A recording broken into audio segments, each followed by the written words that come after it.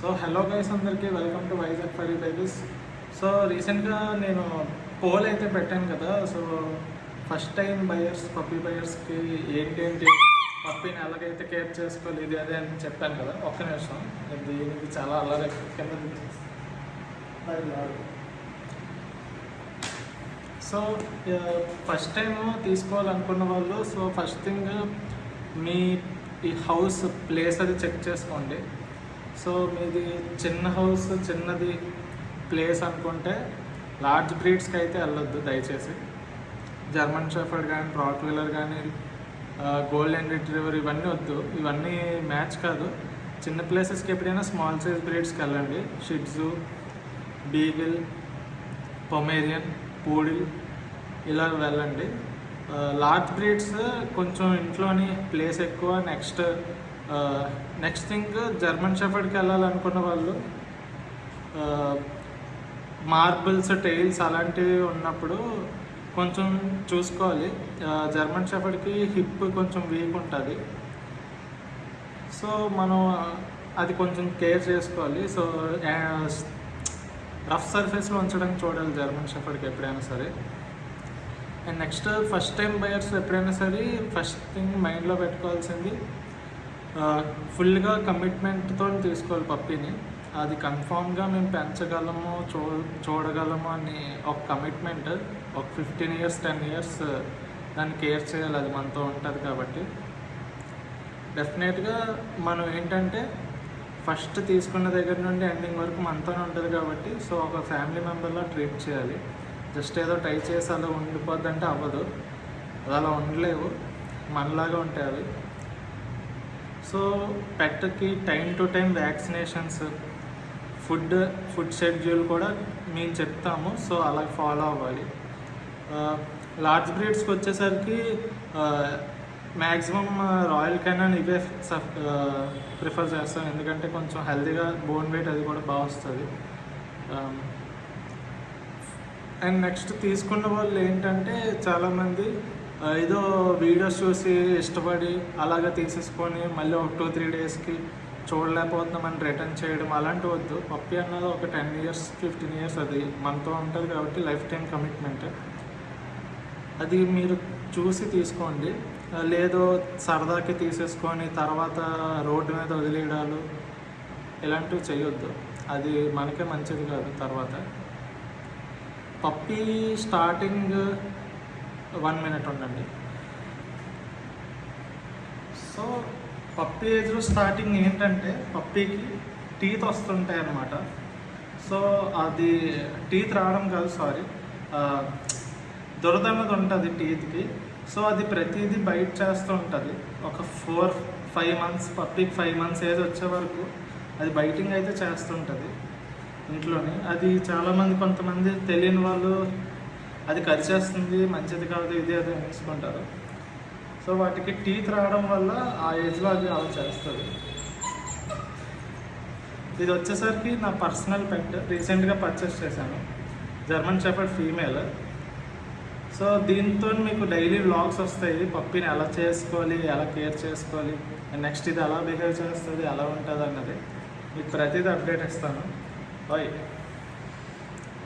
So చూడండి, puppy దీనికి వచ్చేసరికి 2 months కంప్లీటెడ్, 3rd monthలో ఎంటర్ అవుతుంది. సో ఏది ఉన్నా ఇగో ఇలా బయట చేస్తూనే ఉంటుంది.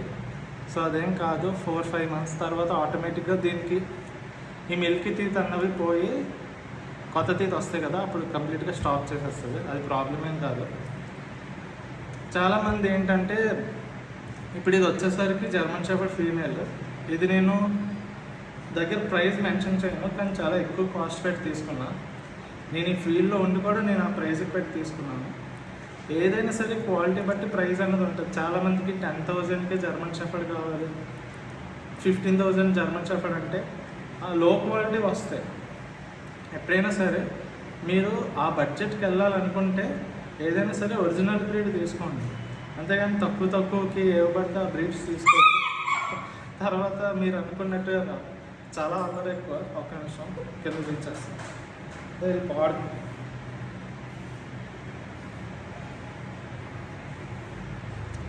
సో దాన్ని బట్టి డిసైడ్ అవ్వండి.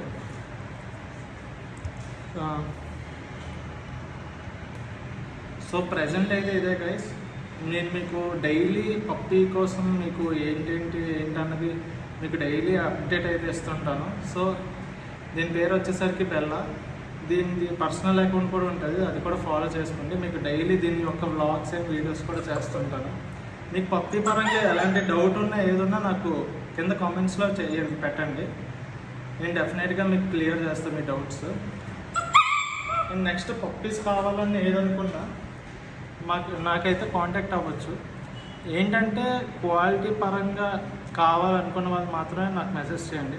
అంతేగాని 10,000కే జర్మన్ షెపర్డ్ కావాలి, 10,000కే గోల్డెన్ రిట్రీవర్ కావాలంటే జస్ట్ అది మనమే ఆలోచించండి. ఎవరైనా 10,000కే జర్మన్ షెపర్డ్ ఇచ్చేస్తున్నారంటే క్వాలిటీ మీరు చెక్ చేసుకోండి.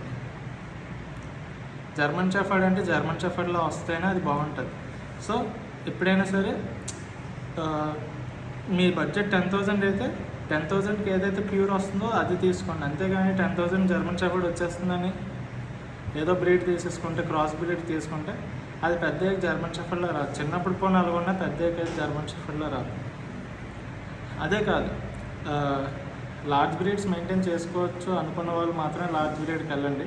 ఎందుకంటే మెయింటెనెన్స్ పరంగా అయితే ఎక్కువ అవుద్ది చాలా. జర్మన్ షెపర్డ్ ఈ పప్పీకి మినిమం 6K అయినా అవుద్ది పర్ మంత్. సో అది మైండ్లో పెట్టుకోండి. లార్జ్ బ్రీడ్కి వెళ్ళాలనుకుంటే మినిమం 6K, అది గ్యారంటీ. పప్పీ ఏజ్ కాబట్టి మినిమం 6K అయితే మంత్లీ అవుద్ది. షిట్జు ఇవైతే మనకు అయిపోవచ్చు, మ్యాక్సిమం 2,000-2,500 అంతే అయిపోవచ్చు. లార్జ్ బ్రీడ్స్కి వెళ్ళాలంటే మాత్రం ఎక్కువ అవుద్ది. సో అది అయితే మైండ్లో పెట్టుకోండి. సో ఇదే గైస్, నేను మీకు అంతా క్లియర్గా ఎక్స్ప్లెయిన్ చేశాను. ఎవరికి ఎలాంటి డౌట్స్ ఉన్నా ఏదన్నా కింద కామెంట్స్లో చెప్పండి. డెఫినెట్గా మీకు మీ డౌట్స్ అನ್ನು క్లియర్ చేస్తాను. అంతే గైస్, థ్యాంక్ యూ. ఇలాంటి రెగ్యులర్ పప్పీ అప్డేట్స్ కోసం అండ్ వీడియోస్ కోసం ఏదైనా డౌట్స్ ఉన్నా, నెక్స్ట్ వ్లాగ్స్ అన్న వస్తాయి పప్పీస్తో. నా దగ్గర ఏ పప్పీ అవైలబుల్ ఉన్నా మంచి క్వాలిటీ మాత్రమే నేను వీడియోస్ అన్న పెడతాను. అది మన ఫాలోవర్స్ కూడా చాలామందికి తెలుసు. సో ఇంతే గైస్, అకౌంట్ని అయితే ఫాలో చేసుకోండి, లైక్ చేయండి, షేర్ చేయండి. మీ ఫ్రెండ్స్కి ఎవరికైతే పప్పీస్ కావాలన్నా అలాంటి వాళ్ళకి షేర్ చేయండి, వాళ్ళకి హెల్ప్ అవుద్ది. సో అంతే గైస్, థ్యాంక్ యూ.